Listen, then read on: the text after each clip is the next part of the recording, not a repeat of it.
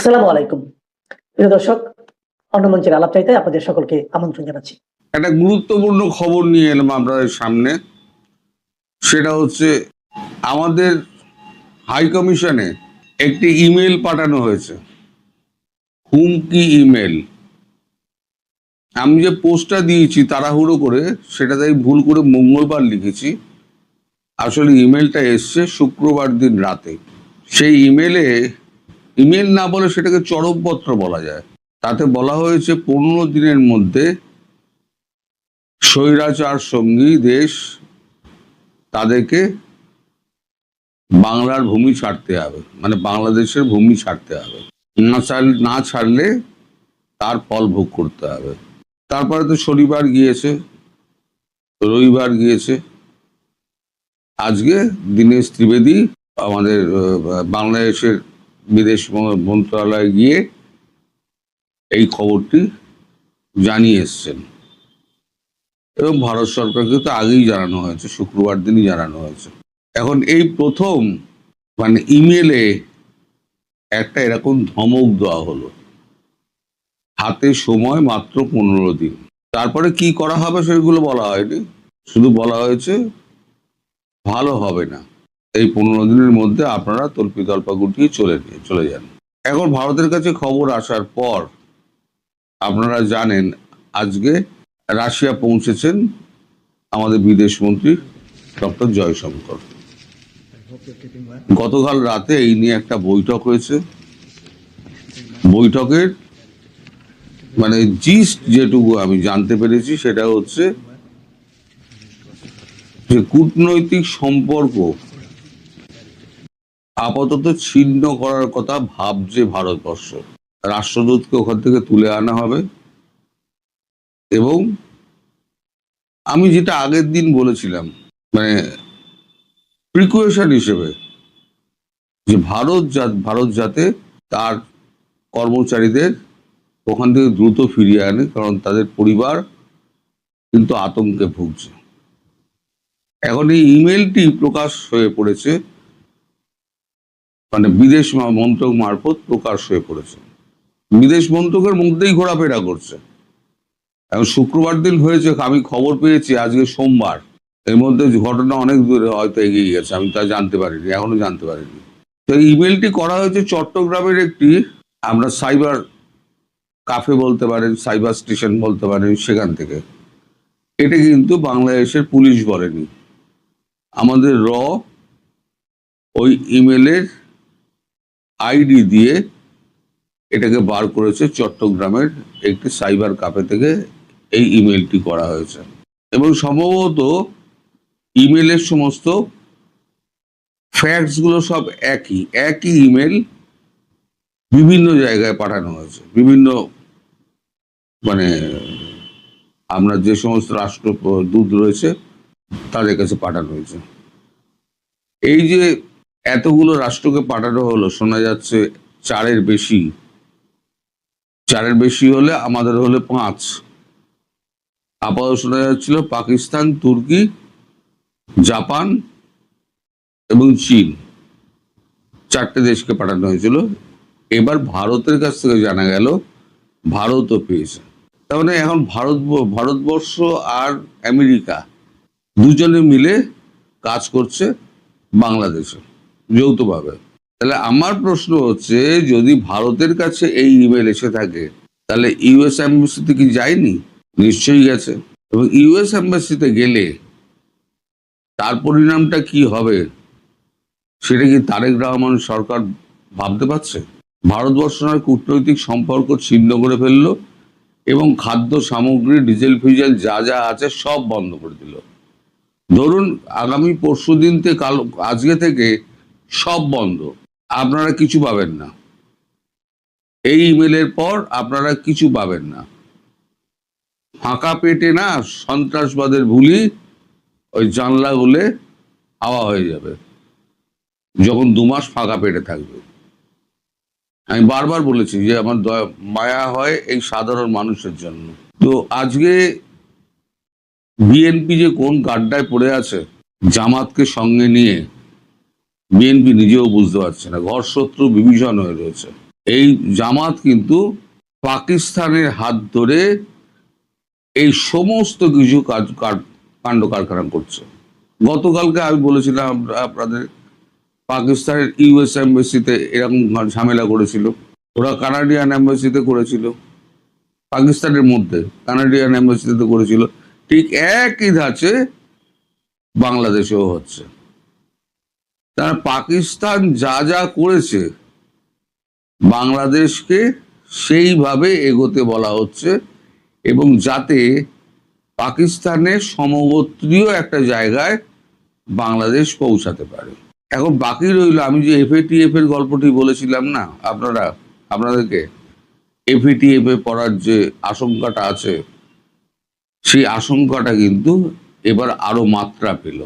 US এম্বাসিতে যদি কেউ মানে হুমকি চিঠি পাঠায়, সেটা কিন্তু আমেরিকা কিন্তু খুব সাধারণভাবে নেবে না, কারণ তারা বুঝতে পারছে যে এটা আর একটা সিরিয়া হতে যাচ্ছে।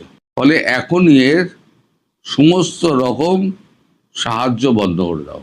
আমাদের সঙ্গে মার্কিন যুক্তরাষ্ট্রের রাষ্ট্রদূত সার্জিও গোরের কথা হয়েছে ওই বৈঠকের পরই, মানে আমাদের রাশিয়া যাওয়ার আগে জয়শঙ্করজি যে বৈঠকটি করেছিলেন, সেখানে কে কে ছিলেন আমি এখনো পর্যন্ত জানতে পারিনি। আমি ফার্স্ট হ্যান্ড খবর যেটুকু পেয়েছি সেইটুকু আপনাদের বললাম। এবার পুরো খবর পেতে গেলে কালকে দুপুরবেলা পাবো, সারাদিন আমার সময় লেগে যাবে। তো এইটুকু হচ্ছে ফার্স্ট হ্যান্ড খবর।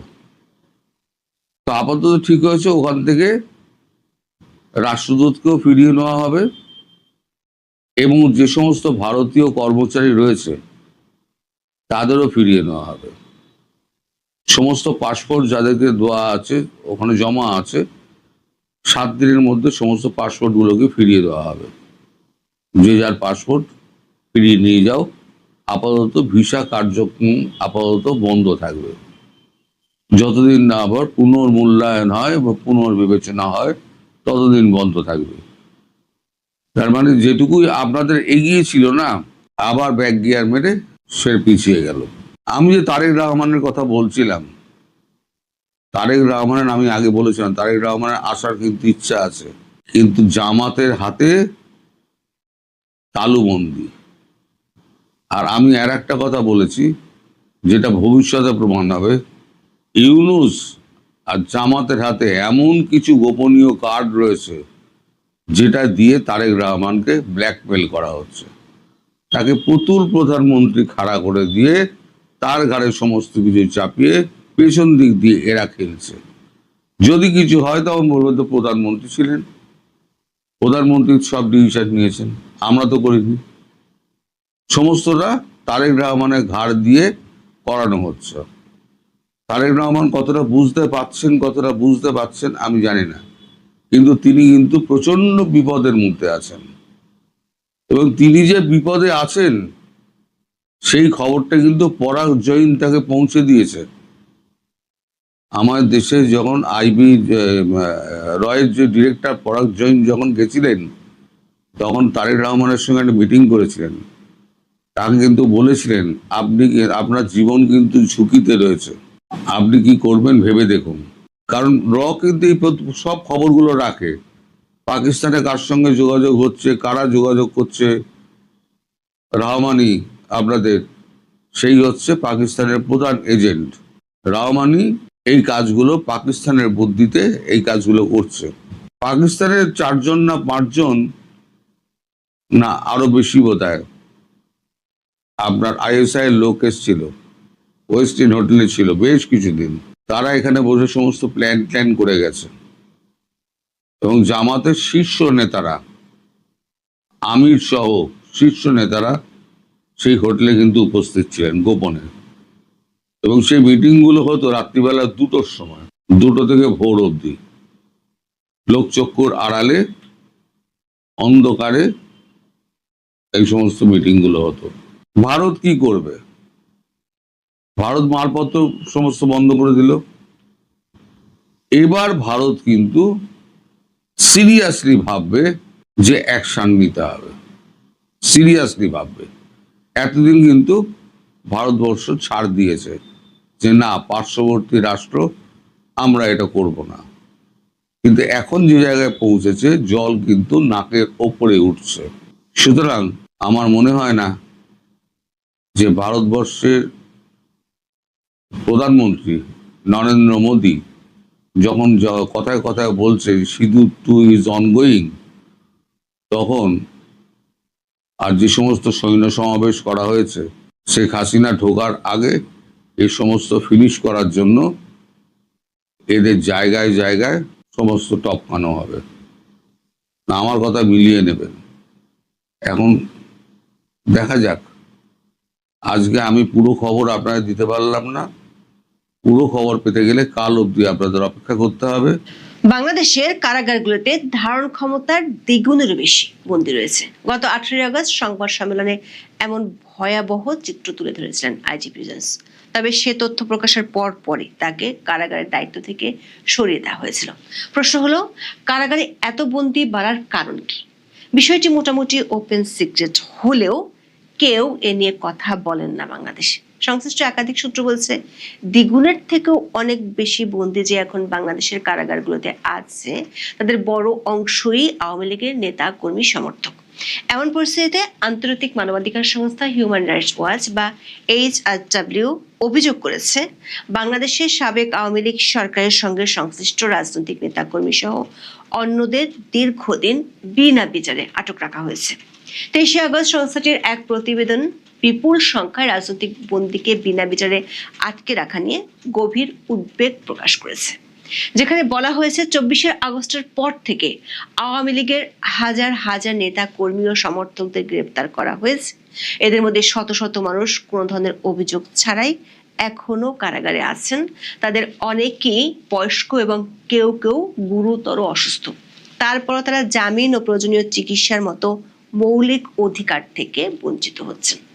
এমনকি খোদ তারেক রহমানের আমলের 6 মাসের মধ্যে আওয়ামী লীগের 10 জন নেতার জেলখানায় অস্বাভাবিক মৃত্যুর ঘটনা ঘটেছে। এসব ঘটনার যথাযথ পূর্ণাঙ্গ তদন্ত দাবি করেছে HRW। প্রশ্ন হলো, বাংলাদেশে গত 2 বছর ধরে রাজনৈতিক দমনপীড়ন চললেও হঠাৎ করে হিউম্যান রাইটস ওয়াচের মতো আন্তর্জাতিক প্রভাবশালী সংগঠন এমনভাবে বিষয়টি সামনে আনলো কেন? সূত্রগুলো বলছে, বিষয়টি নিয়ে আরো কয়েকটি আন্তর্জাতিক সংস্থার সোচ্চার হতে পারে। বিশেষ করে সামনের মাসে জাতিসংঘের সাধারণ পরিষদের সম্মেলন উপলক্ষে বাংলাদেশের প্রধানমন্ত্রী তারেক রহমানের নিউ ইয়র্ক সফরের আগে আন্তর্জাতিক একাধিক সংস্থার এ নিয়ে রিপোর্ট আলোর মুখ দেখতে পারে। বিস্তারিত জানতে চলুন যাওয়া যাক বিশ্লেষণে। গত 18 আগস্ট কারা অধিদপ্তরের সম্মেলন কক্ষে সংবাদ সম্মেলন আয়োজন করা হয়। সেই সংবাদ সম্মেলনে সদ্য বিদায়ী কারা মহাপরিদর্শক ব্রিগেডিয়ার জেনারেল সৈয়দ মোতাহার হোসেন জানান, বাংলাদেশে এখন 60টি জেলা কারাগার এবং 15টি কেন্দ্রীয় কারাগার রয়েছে। এসব কারাগারে বন্দীর ধারণ ক্ষমতা 45,000। এর বিপরীতে বর্তমানে বন্দীর সংখ্যা 98,000, যার অর্থ হলো ধারণ ক্ষমতার দ্বিগুণের বেশি বন্দী আছে দেশটির কারাগারগুলোতে। এমন পরিস্থিতিতে কি ধরনের সমস্যা হচ্ছে সেটিও জানিয়েছিলেন ব্রিগেডিয়ার জেনারেল সৈয়দ মোতাহার হোসেন। বলেছিলেন, ধারণ ক্ষমতার সমস্যার কারণে অনেক দুর্ধর্ষ আসামিকে আলাদা করে রাখা যাচ্ছে না। কিছু দুর্বলতার কারণে সাধারণ আসামিরা হয়তো কারাগারে জঙ্গিদের সংস্পর্শে এসেছে। এমন বক্তব্যের একদিনের মধ্যেই কারাগারের দায়িত্ব থেকে সরিয়ে দেওয়া হয় এই কর্মকর্তাকে। 19 আগস্ট তাকে সেনাবাহিনীতে ফিরিয়ে নেওয়া হয়। এ নিয়ে সামাজিক মাধ্যমে ব্যাপক আলোচনা শুরু হলে কারা অধিদপ্তর থেকে একটি ব্যাখ্যাও দেওয়া হয়। বলা হয়, কারা মহাপরিদর্শক সৈয়দ মোহাম্মদ মোতাহার হোসেনের বদলিকে কেন্দ্র করে সরকারের বিরুদ্ধে অপপ্রচার চালানোর অভিযোগ উঠেছে। তার প্রত্যাবর্তনের আদেশকে কেউ কেউ ইচ্ছাকৃতভাবে বদলি বাতিল বা প্রত্যাহার হিসেবে প্রচার করছে। তবে সংশ্লিষ্ট নথিপত্র পর্যালোচনায় দেখা যায়, নিউ ইয়র্কে বাংলাদেশ মিশনের ডিফেন্স অ্যাডভাইজার হিসেবে তার নিয়োগের প্রক্রিয়া আগেই শুরু হয়েছিল। ফলে সাম্প্রতিক সংবাদ সম্মেলনের সঙ্গে এ নিয়োগের কোনো সম্পর্ক নেই বলে দাবি করা হয়েছে। সংশ্লিষ্ট পক্ষ থেকে যাই দাবি করা হোক না কেন, সূত্রগুলো বলছে, বাংলাদেশের কারাগারগুলোতে এখন তিল ধারণের ঠাঁই নেই। ধারণ ক্ষমতার বেশি বন্দী আগে থেকে থাকলেও পরিস্থিতি এতটা গুরুতর ছিল না, যেখানে জঙ্গিদের মতো দুর্ধর্ষ আসামিদের সাথে সাধারণ বন্দীদের রাখা হতো। প্রশ্ন হলো, পরিস্থিতি এত ভয়াবহ আকার ধারণ করার কারণ কি? উত্তরটা সবারই জানা, বলা যায় একেবারেই ওপেন সিক্রেট। গত 2 বছর ধরে কখনো অপারেশন ডেভিল হান্ট কিংবা কখনো পুলিশের সন্ত্রাস বিরোধী অভিযানের নামে হরে ধরে আওয়ামী লীগের নেতা কর্মীদের গ্রেপ্তার চলছে। মুক্তিযুদ্ধের স্মৃতি বিজড়িত 32 নম্বরের কেউ শ্রদ্ধা জানাতে গেলে, এমনকি স্কুল কলেজের কিশোররা পর্যন্ত জয় বাংলা স্লোগান দিলে কিংবা নিজ বাসায় জড়ো হয়ে স্মৃতিচারণের গ্রেপ্তারের ঘটনা ঘটেছে। আওয়ামী লীগের নেতাকর্মীদের এমন গণহারে গ্রেপ্তারের তথ্য উঠে এসেছে আন্তর্জাতিক মানবাধিকার সংগঠন হিউম্যান রাইটস ওয়াচের প্রতিবেদনে। 23 আগস্ট সংস্থাটির এক প্রতিবেদনে কার্যক্রম নিষিদ্ধ আওয়ামী লীগ সংশ্লিষ্ট রাজনীতিক ও অন্য ব্যক্তিদের দীর্ঘদিন ধরে অভিযোগ ছাড়াই আটক রাখার প্রথা অবিলম্বে বন্ধ করার জন্য বাংলাদেশ সরকারের প্রতি আহ্বান জানিয়েছে। একই সঙ্গে কারাগারে মৃত্যুর ঘটনাগুলোর স্বাধীন তদন্ত, নির্দোষ হিসেবে বিবেচিত হওয়ার অধিকার এবং ন্যায্য বিচারের অধিকার নিশ্চিত করার দাবি জানিয়েছে সংস্থাটি। এইচআরডব্লিউ সুনির্দিষ্টভাবে 3টি অভিযোগ এনেছে। এগুলো হলো আওয়ামী লীগের বন্দীদের জামিন দেওয়া হচ্ছে না এবং তারা চিকিৎসা পাচ্ছেন না। কোনো ধরনের সুনির্দিষ্ট অভিযোগ ছাড়া তাদেরকে দীর্ঘদিন আটক রাখা হচ্ছে এবং সবশেষ কারা হেফাজতে একের পর এক মৃত্যুর ঘটনা ঘটিয়ে চলছে, যেগুলো নিয়ে তদন্ত হচ্ছে না। হিউম্যান রাইটস ওয়াচের প্রতিবেদনে বলা হয়েছে 2024 সালের আগস্টে শেখ হাসিনা সরকার পতনের পর বাংলাদেশের পুলিশ আওয়ামী লীগের হাজার হাজার নেতা কর্মী ও সমর্থকদের গ্রেপ্তার করেছে। তাদের মধ্যে শত শত ব্যক্তি কোনো সুনির্দিষ্ট অভিযোগ ছাড়াই এখনো কারাগারে আটক রয়েছেন। হিউম্যান রাইটস ওয়াচের এশিয়া বিভাগের পরিচালক ইলাইন পিয়ারসন বলেন, এক সরকারের পর আরেক সরকারের আমলে শত শত বিরোধী রাজনৈতিক দলের সদস্যকে প্রমাণ ও যথাযথ আইনি প্রক্রিয়া ছাড়াই কারাগারে রাখা হয়েছে। তারেক রহমানের সরকার সংস্কারের প্রতিশ্রুতি দিয়েছে উল্লেখ করে তিনি বলেন, প্রথম পদক্ষেপ হিসেবে রাজনৈতিক বিরোধীদের দীর্ঘদিন নির্বিচারে আটক বন্ধ করা উচিত। হিউম্যান রাইটস ওয়াচ বলেছে, শেখ হাসিনা সরকার আমলে সংগঠিত গুরুতর মানবাধিকার লঙ্ঘনের সঙ্গে কিছু কর্মকর্তারা জড়িত থাকার প্রমাণ থাকতে পারে, তবে আন্দোলনকারীদের হত্যার অভিযোগে অনেককে গ্রেপ্তার করা হয়েছে যাদের বিরুদ্ধে স্পষ্ট প্রমাণ নেই। অভিযোগ ছাড়াই আটক ব্যক্তিদের মধ্যে শেখ হাসিনা সরকারের সাবেক আওয়ামী লীগের সংসদ সদস্য, তার সরকারের সমর্থক, সাবেক আইন প্রণেতা এবং আওয়ামী লীগ সরকারের পক্ষে থাকা কর্মী, সমর্থক ও সাংবাদিকেরাও রয়েছেন। হিউম্যান রাইটস ওয়াচ আন্তর্জাতিক অপরাধ ট্রাইব্যুনাল বা আইসিটিতে অভিযোগ গঠন ছাড়াই মানুষকে আটকে রাখার বিষয়ে উদ্বেগ জানিয়েছে। দর্শক, বাংলাদেশের আন্তর্জাতিক অপরাধ ট্রাইব্যুনাল আন্তর্জাতিক অপরাধের বিচার করে থাকে। এই ট্রাইব্যুনালের নিয়ম অনুযায়ী লিখিতভাবে উল্লেখ করা ব্যতিক্রমী পরিস্থিতি ছাড়া 1 বছরের বেশি সময় অভিযোগ ছাড়াই কাউকে আটক রাখার সুযোগ নেই। কিন্তু হিউম্যান রাইটস ওয়াচের মতে আইসিটি 160 জনের বেশি মানুষকে আটক রেখেছে এবং তাদের কাউকে জামিন দেয়নি। সংস্থাটি বেশ কিছু উদাহরণ তুলে ধরেছে, যেমন বাংলাদেশের সাবেক প্রধানমন্ত্রী শেখ হাসিনার উপদেষ্টা 81 বছর বয়সী ডক্টর তৌফিক-ই ইলাহি চৌধুরীকে 2024 সালের অক্টোবরে প্রথম ট্রাইব্যুনালে আটক করা হয়। অভিযোগ ছাড়াই তিনি এখন পর্যন্ত 22 মাস কারাগারে আছেন। 2026 সালের এপ্রিলে তিনি জামিন আবেদন করলে ট্রাইব্যুনাল জামিন দেয়নি এবং কোনো ব্যতিক্রমী পরিস্থিতির কথাও লিখিতভাবে উল্লেখ করেনি, বরং 2 দফা শুনানি পিছিয়েছে। সর্বশেষ আগস্টের শেষ পর্যন্ত কার্যক্রম মুলতবি করা হয়েছে। সাবেক সংসদ সদস্য 75 বছর বয়সী কামাল আহমেদ মজুমদারেরও 22 মাস ধরে ট্রাইব্যুনালের হেফাজতে রয়েছেন। তার পরিবার হিউম্যান রাইটস ওয়াচকে জানিয়েছেন, কারাগারে থাকা অবস্থায় তার পায়ে গ্যাংগ্রিন হয়, পায়ের 3টি আঙ্গুল কেটে ফেলতে হয়। এরপর তিনি পড়ে গিয়ে তার নিতম্বের হাড় ভেঙে যায়।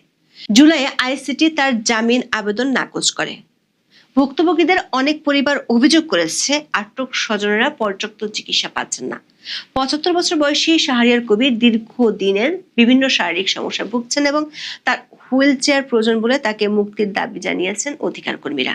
71 বছর বয়সী RAM ওবায়দুল মুক্তাদির চৌধুরীও অভিযোগ ছাড়াই 22 মাস ধরে আটক রয়েছেন। তার গুরুতর হৃদরোগের সমস্যা রয়েছে।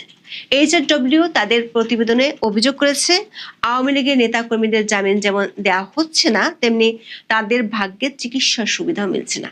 আটক ব্যক্তিদের পরিবার ও আইনজীবীরা অভিযোগ করেছেন, তাদের অনেকেই বয়স্ক বা নানা শারীরিক সমস্যায় ভুগছিলেন, কিন্তু তারা জামিন ও প্রয়োজনীয় চিকিৎসা সেবাও পান না। এইচআরডব্লিউ বলেছে, যেসব মামলায় কোনো প্রমাণ উপস্থাপন করা হয়নি সেসব ক্ষেত্রেও প্রসিকিউশন বারবার জামিনের বিরোধিতা করেছে।